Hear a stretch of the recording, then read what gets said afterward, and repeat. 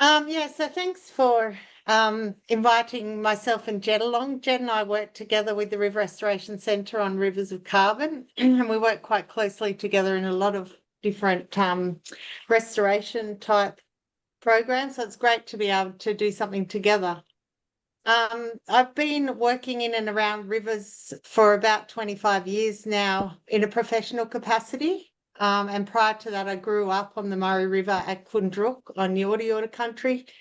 And it sort of, I guess, cemented my love for rivers and just understanding the day-to-day changes and the need to look after them was really cemented into me early. So somehow I've ended up making a whole career out of river restoration and management, and I still enjoy it to this day. I just want to acknowledge all of our traditional owner partners in the Rivers of Carbon program. I won't name them all because they extend all the way from the coast to Sydney and out west. There's a lot of different groups that we work with. And the model that we work on in terms of cultural engagement is we engage local elders to help guide us in things like our Reflect wrap that we've developed with a fellow called Richie Allen, who also painted this beautiful river dreaming picture for us. And I guess from his perspective, he's always teaching us about the integration of the rivers with the landscape. So while we pull the rivers out of the landscape and say river restoration, he's always bringing us back and saying, well, there's no separation between the rivers, the land and the people. And that's what this river dreaming picture depicts. So it's artwork that we use in a lot of on our website and uniforms. And Richie's son Richard actually designed our uniforms as well. So I just wanted to acknowledge all the work that all of our partners do with us. So, I mean, the benefits of managing rivers, some are really, really obvious. Things like improving water quality and habitat for wildlife and connectivity, not just the terrestrial wildlife, but also the fish, obviously, that travel long distances. But there's a lot of things that we get, there are a lot of benefits that we get that are lesser known. So all of the ecosystem processes that occur in our waterways, things like the bacteria in the biofilm on the roots of our plants that convert ammonia to nitrate or waste to plant food, for example. The processes of having a lot of diversity. We have a whole bunch of different water bugs that process debris differently. So some of them will shred up material, some will filter feed, and there's all of these things that are going on under the surface of the water that we rarely even think about. And it's those processes together that result in us having clean water.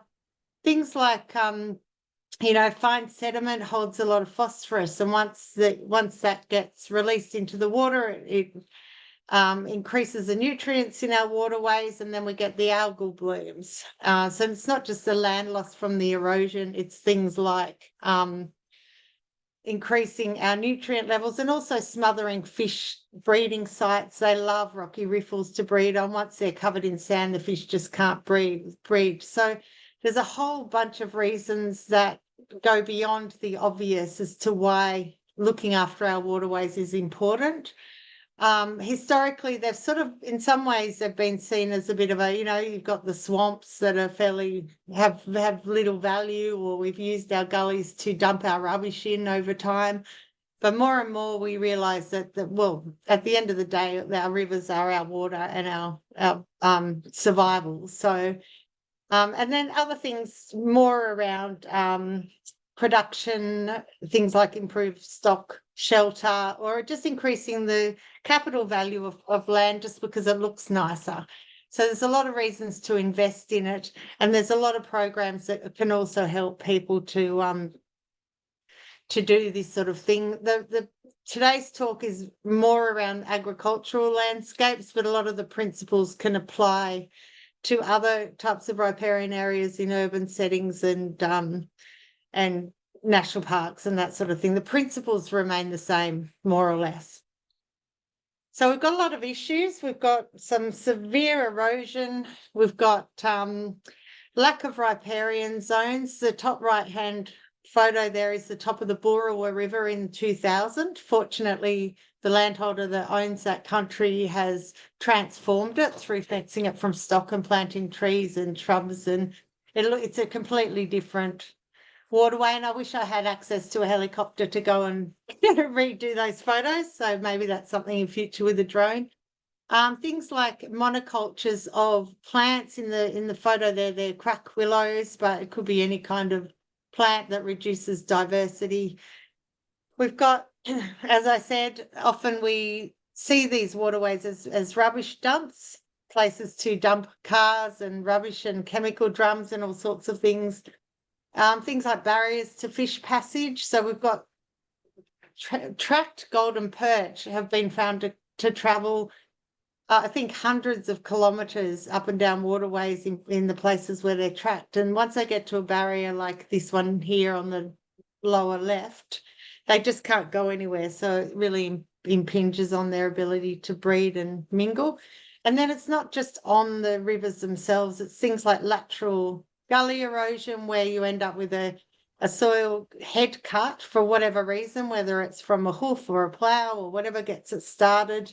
And then that just takes off up the paddock and creates a whole new gully. So there's a range of things that we're faced with. And erosion's a really interesting one, because sometimes you'll look at an erosion gully like this one on the top right and you think it's horrendous. But in actual fact, that system itself is quite stable, and a lot of that cathedral look is actually caused by rain rather than flow. Whereas the one on the top left, you might think doesn't look too bad, but actually that's threatening. It's moving across an entire wetland there, causing channelization, which then drains the surrounding landscape and turns it into a completely different a completely different system. So if you look at the left here, there's all sorts of dryland grasses establishing there as that soil becomes drained.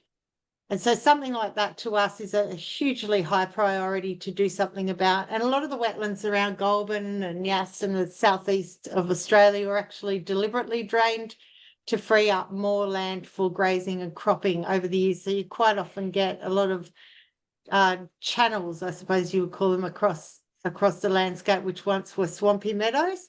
And swampy meadows are big sponges. They've got a thing called a pedoderm underneath them that just acts like a giant sponge, and it holds water and it releases water slowly to ensure that soil is stabilised and plants are thriving. So that's, and this one down the bottom left hasn't moved for about 30 years or more. Whereas the landholder in that case was very concerned, it's actually not as much of a problem. So it's important to sort of know what you're looking at. And then we have issues that we call issues, but, water supply is fairly important to us all. And so things like dams on waterways, which can affect the stream for kilometres downstream, we accept that impact for the most part, but then there's things that can be done, like reducing the cold water releases and trying to undertake environmental flows to ensure the river gets some water as well. A great case in point is in the Upper Murrumbidgee Tantangara Dam. It releases, I think it's down to 5% of its natural flows because of the water held up in Tantangara, and it's actually the subject of a bit of a campaign at the moment to try to get a bit more water down the river for macquarie perch and other critters to survive. So, and then the other one, I guess, is probably quite obvious to most people. Unfettered stock access to waterways is particularly during drought, and they just literally eat every skerrick of grass, and all you end up with is soil, and that's when it becomes right at risk for erosion. And also you're losing a lot of soil into streams through sheet erosion as well in this case.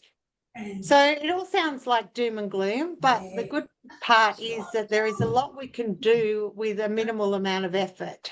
So whilst it can seem overwhelming at times, there is always something we can do. I think probably what we're trying to get across is that we're moving from our landscapes being quite European and cleared and lovely and green with the water flowing through the middle to one that is much more messy, with a lot of complexity, woody debris, rocks, shrubs, trees, grasses, and all the things that we need for our food webs to be diverse and also for those ecosystem processes to survive. So we have a campaign called Mess It Up and Slow It Down, which is trying to get people to stop cleaning up their rivers. We can put in about 10% of the channel capacity of woody debris and rocks and all sorts of things without affecting flood levels. So it is quite an easy thing to do, providing you're not putting things in there that will end up downstream on a breach. And just vegetation itself, you can achieve most of those goals. One of the biggest tools that we use, of course, is fencing. And to me, it solves about 90% of the issues, notwithstanding things like weeds, but certainly just putting a fence in and enabling vegetation to reestablish.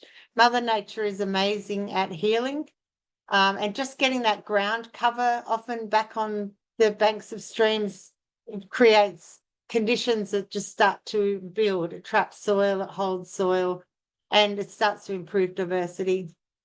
In this case here, this farmer has fenced off channels and dams, fenced off all the sensitive parts of the landscape, and has been able to increase production on the better parts of the landscape, so thereby improving productivity outcomes as well as conservation outcomes.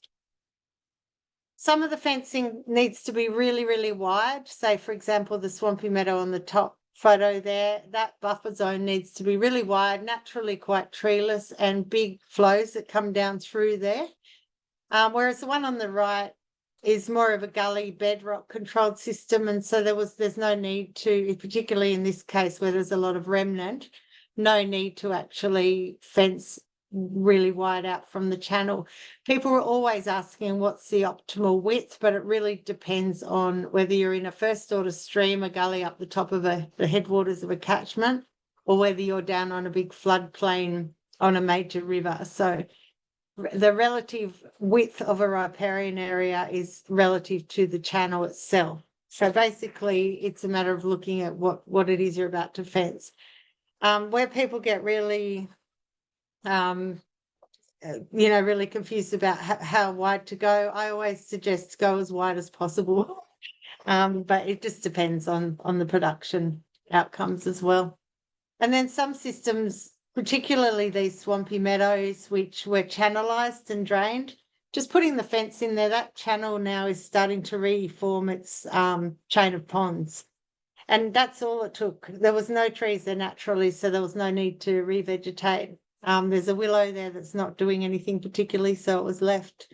And that's just allowed that farmer then to improve production either side of it and protect a water supply while he's at it. The other thing that we do often is obviously plant trees, shrubs, grasses, the whole suite of locally native species, which we base around whatever's in that area that we're working on. But the interesting thing, even without the revegetation in this gully, you can start to see that even only after a few years, the channel itself has actually stabilised. So what was once an erosion gully is now filling up with things like reeds, and there's some logs in there and some little ponds, and it's just starting to reform its natural. I think this was probably a swampy meadow area as well in here. It's just starting to reform its natural system without any other intervention. The trees and shrubs in this setting created connectivity across a very, very bare landscape, and also enabled shelter for stock and crops as well in this case. Other revegetation, so sometimes we're putting in tube stock along riverbanks, and on the top left there, these two is before and after. It's a miracle those trees grew, because there was this big fat wombat sitting there watching us plant, and that landholder has been battling against wombats and all sorts of wildlife, but persisted, and you can just see the change. Just the fence itself has enabled all the ground cover to grow as well as the trees. Another option for revegetation is direct seeding, and you can see in the picture there's a ute with a plate, and it carves out a little trench, drops seed in, and then there's a press wheel that comes along and pushes it into the soil. On riparian areas, we tend to use direct seeding a bit less because it's often being moist. There's often quite a lot of competition with pasture grasses and things, but certainly around gullies and where it's slightly well drained, It's a really successful method. You end up with a different look. You end up with lots of trees and shrubs all growing closely together, and they sort themselves out over time. And studies that Greening Australia did a few years ago of a lot of their direct seeding sites, very similar to results as tube stock. There were some limitations where there was a lot of feral animals or, like I said, moist conditions with high competition. But by year 2 or 3, the direct seeding had actually outgrown a lot of the tube stock just because it was germinating where it was happy. So Borua Landcare still has a direct seeding machine. I think Greening Australia don't really do the service for hire now, but it is worth considering if you can get access to a machine and your conditions are suitable. Obviously, to fence off waterways, we need to put in stock water. By far the most common water supply now is tanks, troughs, pumps. There's a whole variety of different setups that you can get. You can get cup and saucer troughs or standard troughs. There's all sorts of different things. Dams were once more common, but people in our part of the world are not putting in dams as much. For example, Yass catchment, they had to have a moratorium on the amount of dams that were being constructed because the Yass River started to, virtually all the water was being caught up in dams and not flowing as much. It's been a little different in the last few years where we've had a lot more rainfall, but there are less and less circumstances where dams are actually required. So a lot of the landholders we're working with are preferring tanks and troughs now. And it enables a bit more flexibility in terms of splitting up paddocks if smaller paddock sizes are desirable for better grazing. So we find that's the reason behind people wanting to go down that path. And then there's all of the interventions, all the structural interventions that we use to stabilise soil. And historically, Soil Conservation Services started in the 50s up in the national parks to try to reduce the impacts of grazing. And so began the construction of a lot of banks and dams and all sorts of different techniques for stabilising soil. And that's evolved over time. So quite often now, where there is eroding head cuts and eroding stream banks, free rock is used, providing the rock's the right size for the flow and doesn't wash away. It's a really common method now of just stabilising, leaving the water where it's going and stabilising the soil that it's flowing over. Gabions like this one in the middle, they can work, except when you get a big flow, they can sometimes, if they're not properly secured, sometimes you can lose the whole structure. And in fact, that structure there was lost not long after it was built, and then it was rebuilt again. It was in a development area.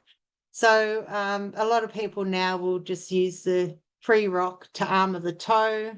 Same with this photo here on the right and the one below. The toe is armoured with large rock, and then smaller rock is placed above just to create the stability in the stream. So there's a lot, people get quite creative with rock. The only thing that you really need to make sure of is that the rock size is angular. The rock size is appropriate to the flow, and it's angular, so it locks together. Earthworks are still conducted, but a lot more carefully than I guess they once were. First of all, they create a lot of disturbance while it's being undertaken. But in the past, banks like this one on the top right were put around eroding gully heads. And what we often find now is, because the water's concentrated and diverted, we often find a second gully head at the end of the bank. And that's a really common theme that we see.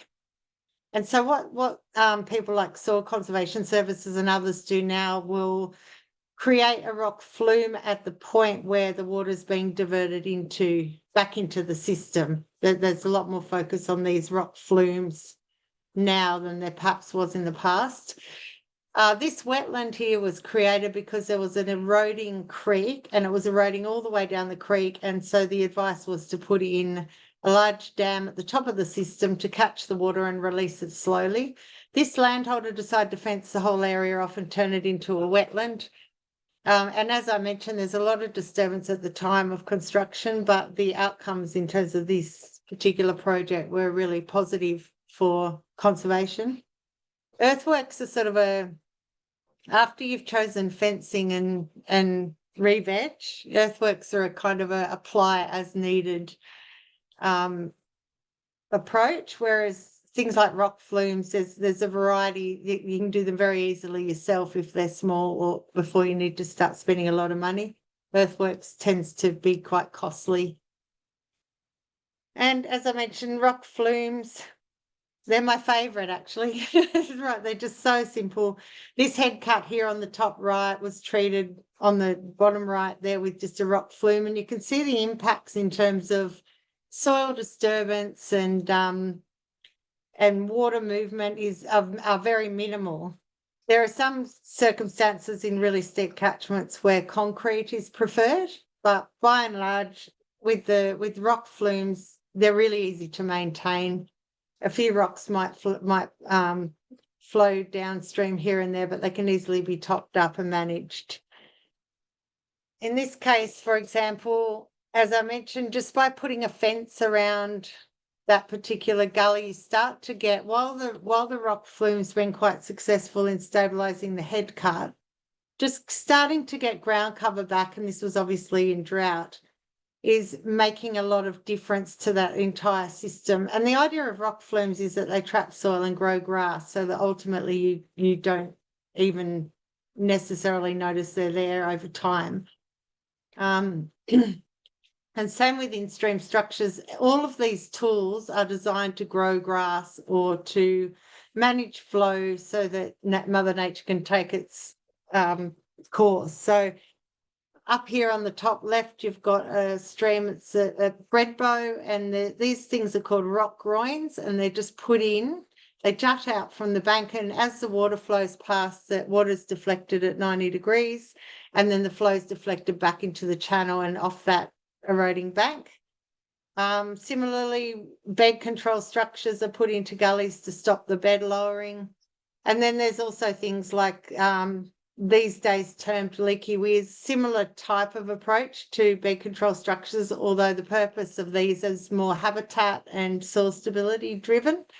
So in this case here, whilst there's a lot of disturbance while it's being installed, it's created at the end, after plants have grown, of course, it's created a nice little rocky riffle. So improving in-stream complexity and stabilising soil as well. Again, all of these structures are sort of the once the fence is put up, if there is a need for them, that's when you would consider using them. Just using them as an end point I know there's a lot of focus on, creating structures as the outcome of a project, whereas to me they're a tool that would complement other work you're doing, like management of vegetation. So, and this one here, this is a before and after, with just all that was is a few logs driven into the ground. I think Soilcon did this particular job. And a couple of logs across the channel has just stabilised that big head cut there. And again, with the fencing, even though stock still use this area as a crossing, the fence and removal of set stocking has enabled all of these in-stream plants to grow. So we use these structures as tools rather than sort of the outcome of what we're trying to achieve. And then in some cases, you just, as I mentioned, don't need any structures at all. You're just putting the fence around. So this is a wetland at Gould, and the top left there was what it looked like. It was not, that was before this recent rain. Stock were accessing it for water. The landholder decided that they wanted to protect it, just put a fence around it and allowed all those wetland plants to grow. Then they planted a few trees along the banks in one area. But there's the diversity of birds that came back there. There are musk ducks moved in and breeding. It's just amazing, and with just for putting in a fence there. Similarly, some other creeks and streams just put a fence around, reform their chain of ponds naturally, just with the growth of reeds. So I guess my point is that when we're making decisions about what we're going to do, it's just about doing the least amount that we need to do. Start with do nothing, then go to a fence, then look at re-veg, and then start to look at structures in the planning process. So another part of all of this work that we do is threats to riparian diversity, one of which is certain species of willows. So willows gets people quite emotional, but it's just not a black and white issue. It is very much dependent on the nature of the stream that you're trying to protect. So for example, where you've got just a few crack willows in an otherwise healthy stream, it might be appropriate just to stem inject those and then allow the stream to take care of itself. You've got other areas which are wall-to-wall willows, and interestingly, 25 years ago, this was quite normal, getting a machine in just to rip out willows all over the place. It's sort of the part of evolution of management of willows and woody weeds. It would be very, very unusual to see this done these days because the investment in time and money to actually do that, and then the improvement in biodiversity is not that great. So whilst this was commonly done, there are examples where it's worked out okay. There are examples where it's been a complete disaster to streams, particularly in the sandy soil types, for a variety of reasons. But, it's something that's been done in the past. So it's worth acknowledging that it's part of our history of willow management. In other areas, places like the Boorowa River, we had landholders at the top, and then 30 kilometres downstream, there were landholders at the bottom, and they were really concerned because the river was getting taken over. And being a spring-fed river in drought, they were losing their water supply and losing their access to the actual river itself. And so river recovery in Boorowa was started, and about 20 landholders got together. It wasn't about willow control specifically. That was one action. It was about fencing and protecting the river, putting in alternative water, and managing threats to biodiversity, which in this case was the crack willow. So work was undertaken throughout that entire section of river, less a couple of landholders who didn't want to participate, which was completely fine, and they were agreeable to being control sites for monitoring and all sorts of things. But I have the absolute pleasure now of going back to see this project years and years on, because we're doing another river recovery style. It's rivers of carbon, but it's the same sort of thing. Going back to this site now and looking at the native vegetation regenerating and looking at the reeds and looking at the general health of this river. So whilst it was a lot of work at the time, there was enough good quality remnant vegetation there for it to virtually take care of itself, with some infill plantings with shrubs. And the landholders there now just do a bit of willow follow-up here and there, but it's become a non-issue for them now compared to what it was 20 years ago or more. So it's a case-by-case basis, and it's really looking at what we're trying to achieve. What's the threats and what we're trying to achieve, and what is the relative cost benefit? And there's an aerial photo of the Boorowa River where the willows were removed through the channel, and all of native lamandra and shrubs and things are coming back. So in this case, it's virtually self-sustaining. As I mentioned, a little bit of follow-up here and there. Other cases, as I say, wall-to-wall willows removed, complete disaster for stability. So decisions around making around, and the reason I focus on this is because it's the thing I get asked the most out of everything, I think. There's a fellow called Paul McInerney, and he has done up a really great little table that looks at willow prioritisation, and it's a matter of just asking a few questions. What are the impacts of actually removing them? Can they be removed in other parts of the catchment? So there's no point removing them if there's a whole bunch upstream that's just going to recolonise. Where are you heading to with it? Has the horse already bolted, as it often has in those really heavy infestations? And how big is the stream? So in a small stream like Boorowa, the impact of having crack willow in there at the density that it was having a huge effect on water. whereas in a big fourth order stream, it's not going to have as much of an impact. So it's a matter of looking at your situation and working out what's the best approach. In some cases, it maybe you just need to live with them. There are streams around Gould that we work with where landholders are planting native vegetation around the willows. And I guess the ultimate view would be to reduce them or to contain them, but at the moment it's just not cost effective. So that is available on the website if anyone wants it.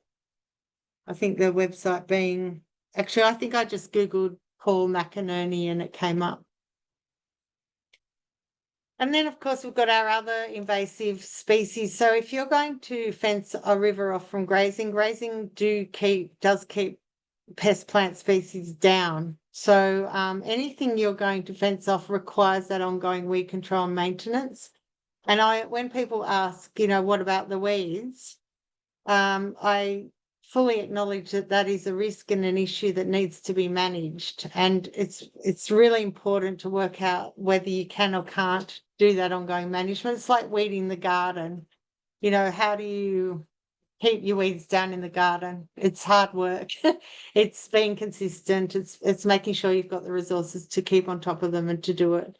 So that is a really big thing. You need to weigh up the relative merit of reducing stock pressure on weeds versus weeds growing and resulting in a monoculture that then impacts on the entire food web. So it's not an easy solution. There's no black and white sort of answers other than being aware of that as a potential risk. And blackberry's just gone completely nuts in these last few wet seasons. I don't think I've ever seen it as bad. So it's definitely something to factor in to any sort of ongoing maintenance program. And same with the tube stock too. Planting tube stock requires a lot of ongoing maintenance as well. We've actually got a really good tube stock planting guide on the Rivers of Carbon website that covers all of the ins and outs of not only planting and site preparation and everything, but maintenance as well. And then this sort of ties into, I guess, the planning around farm systems. In this case, this landholder has fenced off their creeks and rivers and remnant vegetation and other sensitive parts of the farm. And they've also got their house paddock, of course, which is important. They've set up water, split up paddocks, made them much smaller, set up the water. Initially, the water went in just to be able to fence the creeks, but then they ended up installing a system which allowed them to hook in a lot more, making sure it had the capacity to hook up more troughs to be able to split up paddocks and things.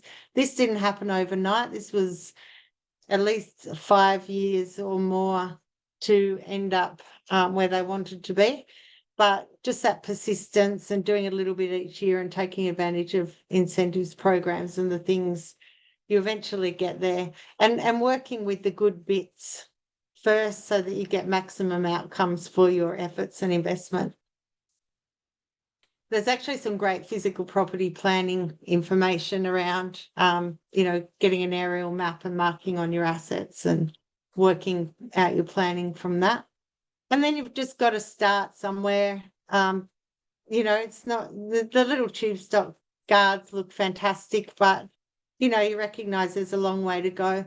But just as I mentioned, getting stock off that whole system and allowing ground cover to grow, we've ended up where the channels started to reform. There's some little riffles, there's little ponds recreating, and there's been no in-stream works at all in this one. This one's just resolving itself. And then eventually when the trees grow and the reeds come back and these are all the big native grass tussocks, you end up with this sort of complexity that we were aiming for earlier on, that slide earlier on, trying to improve complexity. And it's not as complex as a natural system necessarily, but the restoration works has certainly gotten towards that natural what we call reference condition. This site's, I think, about 12 to 15 years old, and the landholders still put stock in there from time to time. You can see they've been in there recently with some stock hoof prints there, but the whole system is resilient. So he'll put the stock in for a little while and then get them out again and then allow it to continue to regenerate over time. That helps a little bit with weed management. You can't do that to all sites, but in this case, he's just very aware of how long to leave them in and get them out.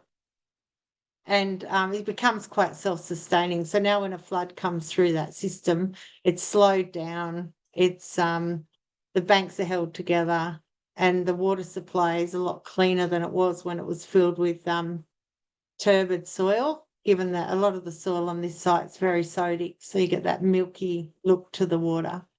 So that's kind of where we're hoping to end up when we're restoring sites rather than protecting remnant sites. So I think I will leave it there, other than to say that it's all about, at the end of the day, it's all about working with people. So I guess that's where the approach of Rivers of Carbon and the River Restoration Centre acknowledges the value of relationships and partnerships. And for me personally, going out to visit Tom and James, who are out at Crookwell, and we're working with them again from when I met them 20-something years ago, and seeing the transformation of their property and becoming, friends over time and watching people's children grow up, including my own, it's just so rewarding. And I think that's where we sort of centre a lot of our efforts. It's mutual respect, it's engagement of community and culture, and also underpinning all of this work with the best available science. So I might leave it there. And speaking of science, on the Rivers of Carbon website, there's a huge amount of resources on all of these topics, as well as I mentioned the tube stock guide. There's also place stories from landholders who have undertaken similar works and they talk about some of the challenges and benefits to this work. So I'll leave it there and thank you for listening. Thanks, Laurie. I'll get you to, thank you. Stop sharing. Brilliant. I'm going to pass straight over to Jed, and then if we've got time, I have got a question at the end that I'll pop in, but I really want to make sure that we leave enough time for Jed as well. So that was brilliant. Thanks a lot. And Jed, would you like to start your presentation now?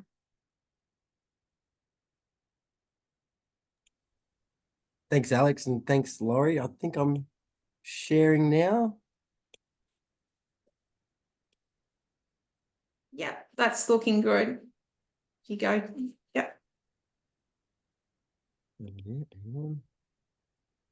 Oh.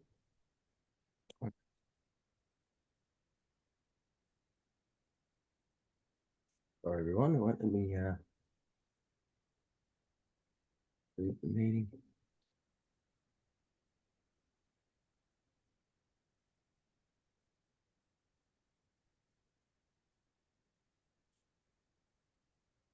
Oh.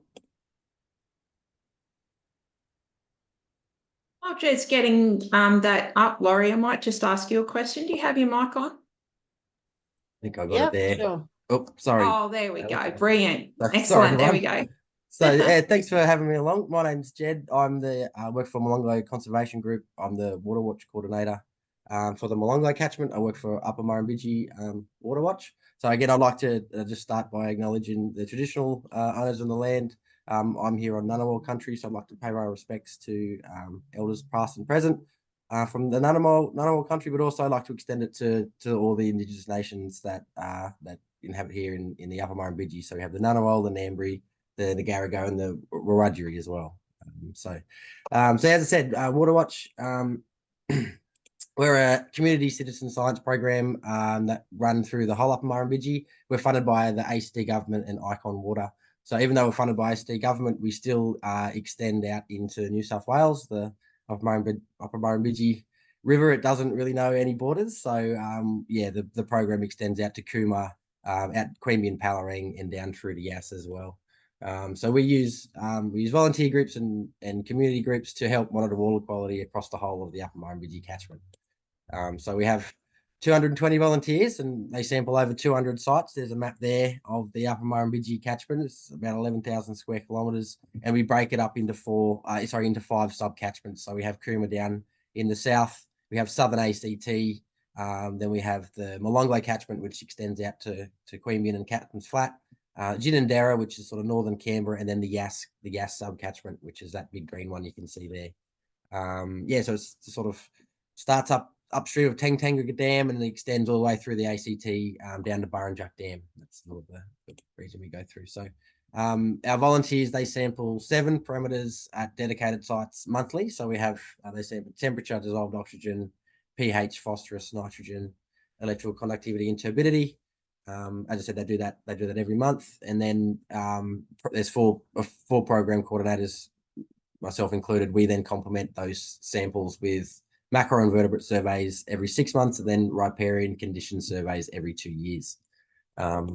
So the data then goes to make our annual catchment health indicator program report, or our CHIP, which, as I said, we do annually. So all 3 monitoring methods are used to derive a water quality score for each of the waterways throughout our catchment. So we use the water quality, the macroinvertebrates, and the riparian surveys. So, and then here's just an example of one of the report cards. So all the sub-catchments are divided up into reaches, and then those reaches are given a score between an A+ and a D, depending on their waterway health. So we have our nice little groovy map here of the reach, and this reach in particular, this is the Upper Queanbeyan. It has 5 sites on it. And then here we have all our scores that go together to give it a rating. So this one's quite a good, healthy catchment. It gets a B, and then we can see our scores down the side. So water quality assessments, as I said, we measure the 7 parameters: the temperature, dissolved oxygen, pH, phosphorus, nitrate, electrical conductivity, and turbidity. So the temperature and the dissolved oxygen, they're sort of both used to determine dissolved oxygen saturation, which is really essential for gill breathing organisms like our fish and our water bugs. So really essential for keeping that food web going. pH, it measures the acidity and alkalinity of the water. So most aquatic species, they have a really narrow range of pH. And so any slight tolerant changes in pH will stress them or kill them. And pH, they can also impact chemical reactions and nutrient availability and uptake in plants, depending on the system. So it's really important to measure. Phosphorus and nitrogen, they both indicate sort of organic inputs into the waterway. So they can be effluent, so it could be indicating a sewage leak, or it could be indicating manure getting washed off an agricultural area. It might indicate extra soils in the water from erosion, or even in Canberra here in our urban areas, we really get a spike in phosphorus where we have a buildup of deciduous leaves. We get a phosphate bomb after autumn as all the leaves drop in the water.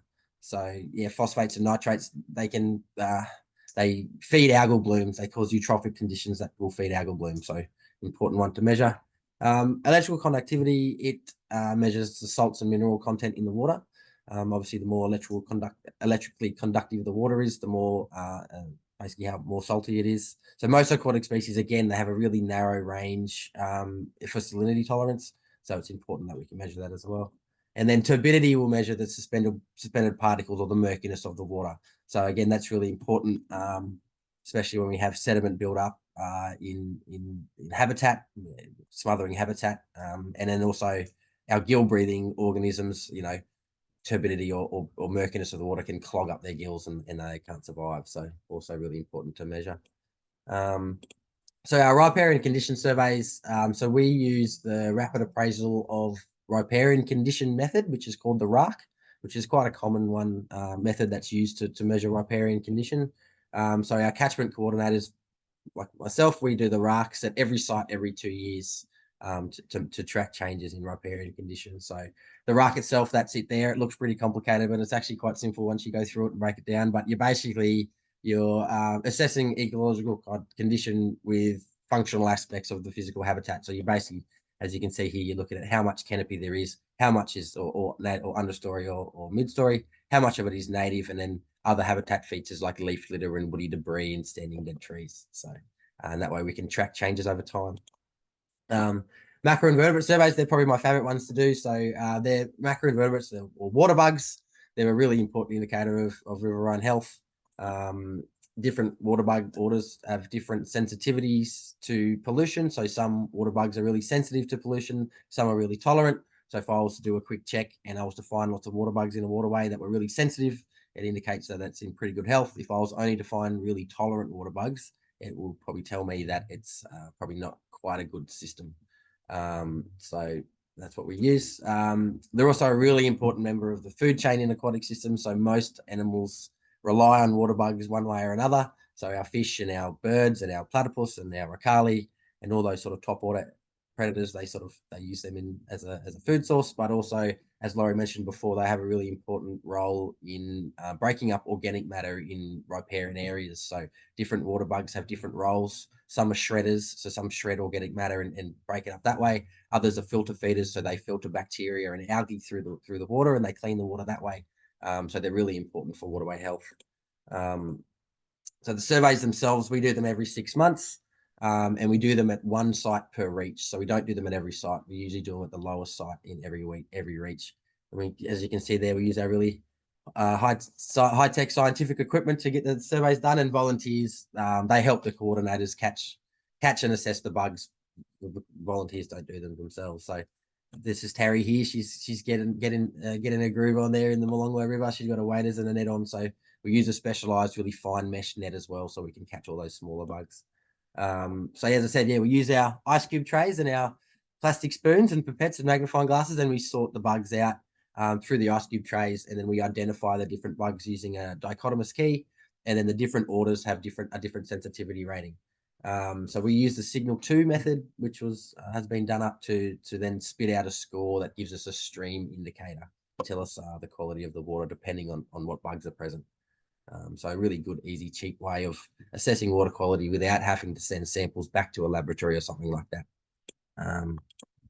Then this is just some resources that we use to then determine what the bugs are. And then also, as you can see, it gives them a sensitivity rating. So your bugs here, your mayflies and your stoneflies, they're very sensitive. You usually only find them in really, pristine upstream areas, down to your less tolerant ones. And then on the next page here, we have your really, really tolerant bugs like your snails and mosquito larvae that will live in your kitchen sink or your backyard swimming pool. So measuring water quality on private land. So it's pretty straightforward and pretty simple to do, and a lot can really be learnt, and you really don't need to have too much high-tech scientific equipment or scientific degrees to get it done and to really learn a lot about what's going on waterways on your own property. It can play a crucial role in biodiversity conservation. So you can obviously identifying possible pollution sources, measuring water quality, be able to determine where or what might be the point source of pollution that could be affecting water quality. It's really handy, obviously, to track changes over time, especially with those RACs. If you are implementing a project, as Laurie said, to try and improve riparian areas, a lot of the time they're very long term. So you might get 10 years down the track and you turn around and think, geez, have I actually improved anything here? So by monitoring your waterways, you can track those changes and make sure you're making the right decisions as you get further down the line on your project. And then obviously we can use our water quality data to then implement effective management practices. You can't manage for what you don't know. So if you don't know you have a water quality issue, obviously you can't do anything about it. You can also use it to ensure compliance with environmental regulations. So as I said before, if there is a pollution source point and it's coming from your property, it's your responsibility to treat that and work out where it's coming from. So measuring water quality is a good way to do that. So some easy methods to sample water quality. So water quality sampling like our volunteers do. So as I said, we use all of those 7 parameters. That can get quite expensive. The full Waterwatch kit, it costs about $1,200 to sample all the parameters. You can buy them from vendors Vendor and Westlab. But for a lot of landholders, that might be a bit out of reach, that cost. Also, a few of the chemicals in some of the tests. So this is the dissolved oxygen test. This one here's your phosphate test. This is a nitrate kit. They have chemicals in them that expire over time, so there is a bit of upkeep to keep your kits going. So a lot of landholders will typically opt for a reduced kit that'll just contain a turbidity tube here, your pH strips to test pH, an electrical conductivity meter, and a thermometer. So you can, just by measuring those 4 parameters, you can really learn a lot about your waterway. And those 4 parameters, the equipment for that, it's really you can find them pretty much at most pool shops. All up, they'll cost you about $150. The only consumable or the only ongoing thing you'll have to maintain is the pH strips, but they're only about $20 a box. You get 100. So it's not very expensive. Many land care groups, I think some of the Southeast land care groups as well, they'll actually have a full Waterwatch kit that they lend out to their members. So it might be worth checking in with your land care groups to see if they have a kit that they might be able to lend you. And if you do have a kit and you want to interpret some results, we have all the information to interpret our Waterwatch results online on our website. So RARC's doing riparian condition assessments on your property. So there's two assessment methods that I'll probably recommend landholders using. So one is our RARC here that we use with the Waterwatch program. So it's a bit more detailed, as I said. When you look at the actual paperwork for it, it looks really daunting. It's usually conducted by ecologists that are trained in RARC, so probably isn't the best thing for landholders, especially if you don't want to spend too much time doing it. Rivers of Carbon on their website, they have a really good information pack on RARC. And they break it down really well, so it's really easy to follow. So I'd recommend looking at that. They also do this stream condition checklist, Rivers of Carbon website. So this one's been done up. It's more like a simplified version of the RARC. It was done up specifically for landholders, and it's a bit more simple and a bit quicker to use. I'd probably recommend that instead of using percentages and stuff. It uses color codes and pictures to sort of lets you check where your streams, how your riparian condition is on your stream. And so I'd probably recommend that more of someone who's a landholder or just starting out. Both of the methods are probably more effective when you complement them with photo points. So that's just taking a photo upstream and downstream at every site that you do. And that way you can track that over time as well. It also looks a lot nicer when you go applying for funding and you got some big photos if you need any assistance. So those info packs, they're on the Rivers of Carbon website. So I'd recommend downloading those. They're really handy. Simple water bug surveys. So these are the ones I'd probably recommend the most. They're really cheap and easy and fun to do. Most of the equipment you find in your kitchen, or I get a lot of equipment from op shops just because it's secondhand and a lot of them are plastic equipment. So what you're going to need is you're going to need a fine mesh net. So you can get these sort of kids ones from Bunnings for about $15. So just get something like that. You get a Tupperware container or a kitty lid tray so you can spread the bugs out and see them properly. Ice cube trays to help you sort them. Seems a bit basic, but it's really handy to have. Spoons and pipettes as well to help you catch the bugs once you've got them in your big kitty lid tray. And then you'll need a magnifying glass to help you look at what they are. Some of them are quite small. So most of this stuff's pretty accessible to most people. And then as I said, we use this signal 2-score methodology, which we have on our website. And it looks, as I said, looks pretty complicated, but once you put the numbers in, it spits out a rating for you and it tells you and give you a quality rating of what your stream's like. And then to identify the bugs, we have all the water bug identifier resources on our website. So you can see there's a water bug identification guide there. They're mostly quite simple to identify. You're only identifying down to the order. You're not going down to species. So it's quite simple to do. And as I said, it's really fun and easy, especially for kids. Kids love doing the water bug surveys. So it's just a good thing to get out there and do. Platypus and Ricali as well on private land. So platypus are another really good indicator species. And they can tell us a lot about the waterway. They're a topwater predator. So for them to exist in the waterway, they need to have a fully intact food chain. So their presence, can tell us that the food chain's intact. They mostly prey on macroinvertebrates. It's nearly makes up exclusively their diet. They do occasionally eat small fish, but platypus, they'll need to eat up to a third of their body weight every day in water bugs. So they're intrinsically linked to good water quality in diverse habitats. They need, because they have such a high quota for water bugs, for them to exist in the area, that it needs to be quite good biodiversity. They can subside in quite degraded environments. So people usually associate platypus with really upstream, beautiful, pristine environments, but they can subside sort of in city areas. There's a few around Melbourne and a few in Canberra here that subside in some pretty bad areas, but population spikes, that's really what indicates the good health of a riverine system. So if there's only one platypus and his territory's 2 or 3 kilometers, it's really telling us that he's got to work really hard to fill his bug quota every day. Whereas if we have 2 or 3 in that same system, it means that the bug populations are good because they can support so many platypus. So it's really the populations is what we're looking for, counting populations to determine for platypus to be a good indicator. And Ricali as well. Their function's very similar. Also, platypus, they're typically one of the first species that will recolonize after an area has become improved. So they can be a really important measure of a successful project. So platypus, one of their good things about them is they always have a surplus of babies born every year. So basically there's more platypus born than what the habitats can hold, just because they have such that high bug quota. So when habitat does become re-available, they'll be the first thing that comes in and recolonizes once that food chain is set back up again. So they're a really good indicator that you've got if platypus return, it's a really good indicator that you've got a really good successful restoration project. So monitoring methods for platypus, if you wanted to go out and start looking for platypus to see what your water quality is like. So you can do DNA samples. So this is sampling water, taking water samples and finding DNA that's been shed in the water by different species, and then you can determine the presence and absence of different species that way. It's not the best for monitoring platypus when you're trying to work out how good your water quality is, just because it only determines presence and absence. It doesn't give you a population number. And so if there's only one platypus in a really big river system, it still might pick that up, and it's not really telling you much about that river system. They're also really, really expensive. So probably something out of the hands of a landholder. Netting and trapping, again, really expensive, really labor intensive, and usually only done by trained people. This is a project we did down on the Lower Molonglo where we've got a nice platypus that we tagged. It's usually complemented with data collection like hair samples and size and weight, and these ones we marked with a tracker. Again, it's very expensive. The ethics approvals are really long and hard to get through, and it's very invasive and stressful for the animals as well. So probably a bit harder to get done on private land.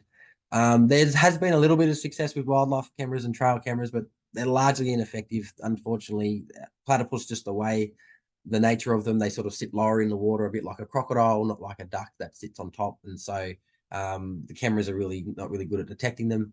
And also the cameras get tricked by the waves and the light and of the water. So it's a bit harder to do.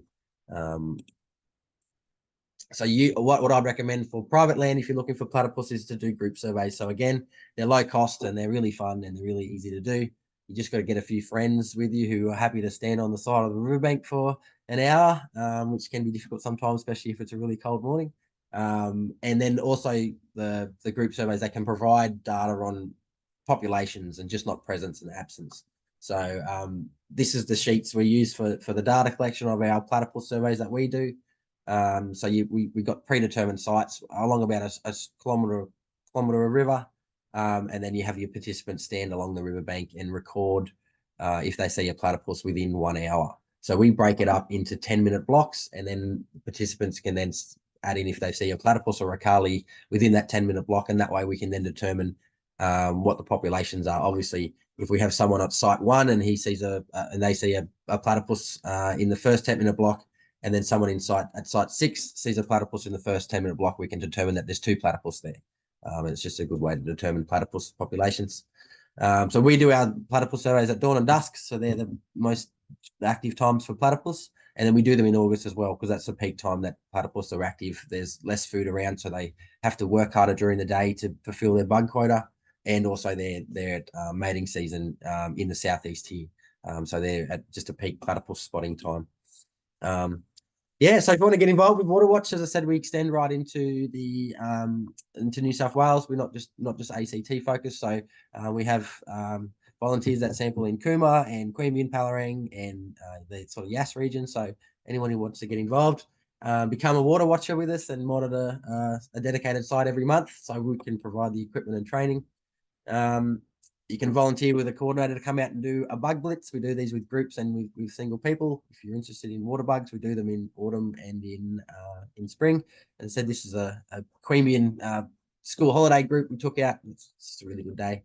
And then in August, we're doing our platypus surveys. So jump on our website if you want to do our platypus surveys. As I said, where our platypus surveys extend in the Cooma. So we have 3 sites in Cooma that we sample for platypus and in Queanbeyan as well. So not just in the ACT.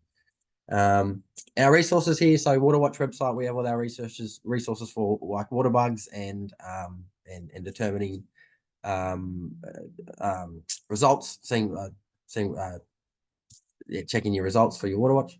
Rivers of Carbon website, they have all that really great resources that Laurie was talking about, but also the information on the RACs and the condition stream checklist. The Community Environment Network, so they're the ones who run Waterwatch in New South Wales, in the rest of New South Wales. So if there are any Landcare members around, it's probably worth getting in touch with them and just seeing what they can offer in terms of Waterwatch. They have a lot more resources on their websites as well. I think they're looking to increase Waterwatch around New South Wales, so would be worth getting in touch with. And then obviously Southeast Landcare, local Landcare groups, a lot of them have Waterwatch kits, as I mentioned, that they'll land to landholders to sample their own water quality. And then also if there's any Southeast Landcare members that need to get in touch with me and want to work out how to get a kit, just give me a bell. We can go from there. But that's about it from me. So I'll wrap it up. If there are any questions, or throw it back to Alex. Thanks, Jed. Everyone's been pretty well behaved and not asking questions. So I think that's brilliant. It might indicate that we might have hit the mark with what we